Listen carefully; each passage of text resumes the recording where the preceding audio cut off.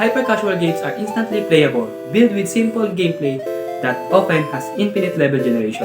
The goal of these games is to beat the previous highest record. Doodle Jump, Subway Surfers, Flappy Bird, and Temple Run are the few examples of this game.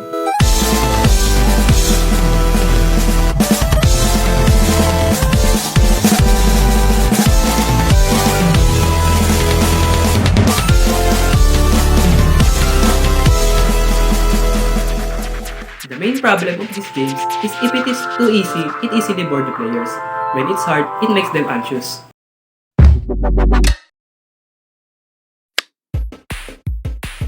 Hi mathletes! Are you all ready for our topic? You should be! Kidding aside, the topic would be about infinite sequence in hyper-casual endless games, the problem with it, and how we could solve it using math, especially infinite sequence. Infinite sequence is a set of sequences that has endless values. Since hyper-casual games are theoretically infinite, we could apply and relate calculus to it. Monotonic sequence is constantly moving in one direction. It could be increasing or decreasing. These infinite sequences approaches a value we refer to as the limit.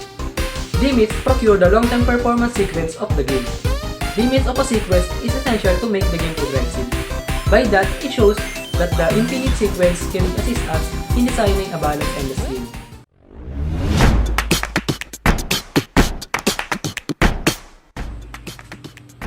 Here we go to the most exciting part of the topic. The value of sequences comes from functions and variables.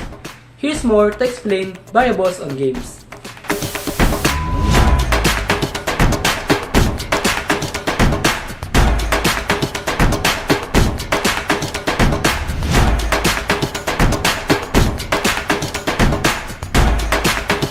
Benefits are a decreasing sequence that makes the game doable and more straightforward, such as platforms and power-ups. An example of benefits can be seen in the game Doodle Jump. This game's simple mechanics is just the character would land on a platform and land on another higher platform.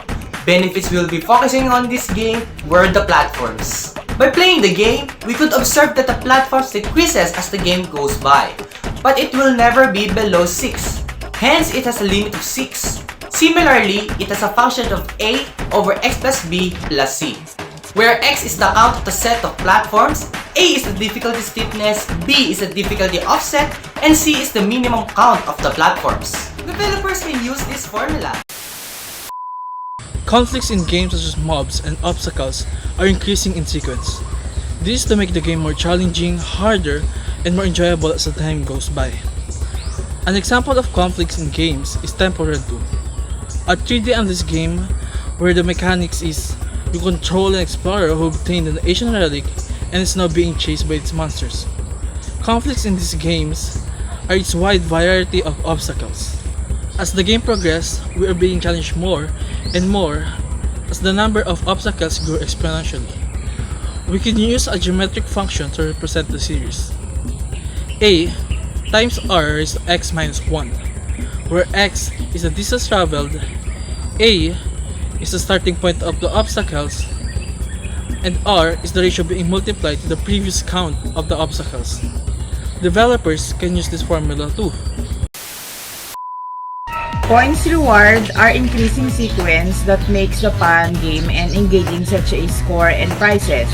An example of points reward can be seen in the game Flappy Bird.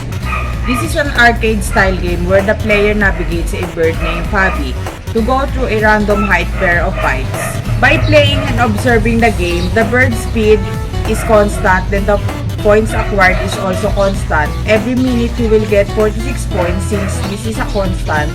Then the sequence use an arithmetic sequence, where x is the time elapsed, a is string points, and d is a common difference to be added to the previous point. That was awesome! Thanks speakers! After all that, aren't you guys amazed that an infinite sequence actually exists in casual games? The magic it does to make games work is superb. But hey, that's not magic, it's simply math. From all the previously shown sequences, we found out that those sequences are all monotonic, which suggests that one effective way to keep the players engaged in the game is to increase the difficulty by manipulating the game's variables such as benefits, conflicts, and points or rewards in a manageable way. Game balance requires more than just a number.